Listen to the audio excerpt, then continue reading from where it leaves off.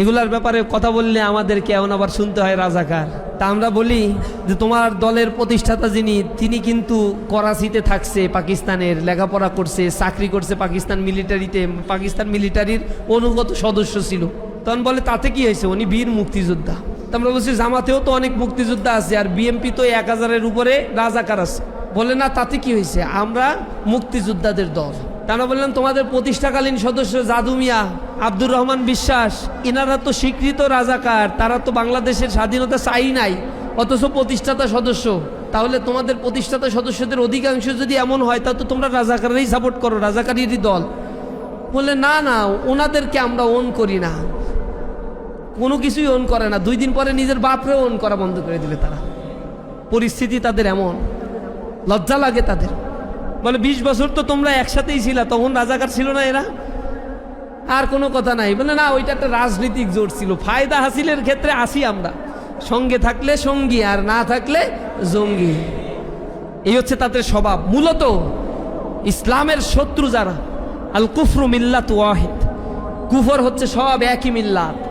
মুসলমানরা তাদের সঙ্গী হিসেবে শুধুমাত্র মুসলমানদেরকেই পাবে। সে কারণে আমাদেরকে আল্লাহ রাব্বুল আলামিন ঐক্যবদ্ধ থাকতে বলেছেন। রাসূল জামাতের সাথে নামাজ আদায় করে জামাতের গুরুত্ব, ঐক্যবদ্ধ জীবন গঠনের গুরুত্বর কথা আমাদেরকে উপলব্ধি করিয়েছে।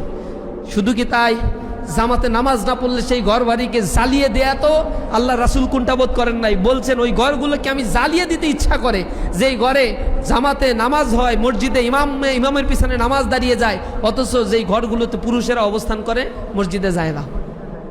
এত গুরুত্ব আল্লাহ রাসূল কেন দিলেন? নামাজ তো 5 ওয়াক্ত নামাজ একসাথে পড়ে ফেললেই তো হইতো না? প্রশ্ন করছেন কোনোদিন যে যখন সময় পাই 5 ওয়াক্ত নামাজে কয় রাকাত? তাহলে প্রথমে ফজরে 2 রাকাত, জোহরে 4 রাকাত, ফরজগুলো হিসাব করেন। আসরে 4 রাকাত, 4 4 8 আর 2 10, মাগরিবে 3 রাকাত 13, আর ইশায় হচ্ছে 4 রাকাত, কত হয়? 17 রাকাত। তো 17 রাকাত একটানা দাঁড়ায় পড়ে ফেললাম, অথবা জমায় রাখলাম, সপ্তাহে 1 দিন মোটামুটি নামাজের জন্য বরাদ্দ দিলাম। এটা করলে হইতো না? হইতো তো, মানে সব মিলে দিলে এই কয়টা রাকাত হিসাব করে পড়লেই হয়। তাহলে ফজরের সময় ফজরের সূর্য উঠে গেলে আর ওইটার ভ্যালিডিটি থাকে না, ওইটা কাজা হয়ে যাবে। 1 ওয়াক্ত নামাজ কাজা করে গেলে জাহান্নামে যেতে হবে। কেন? সূর্য ডুবলে আর আসর পড়া যাবে না, শেষ হয়ে গেল। কিতাবাম মাউকুতা, নির্ধারিত সময় নামাজ পড়তে হবে, জামাতে পড়তে হবে, ইমামের পিছনে পড়তে হবে, ইমাম যা বলে তাই শুনতে হবে।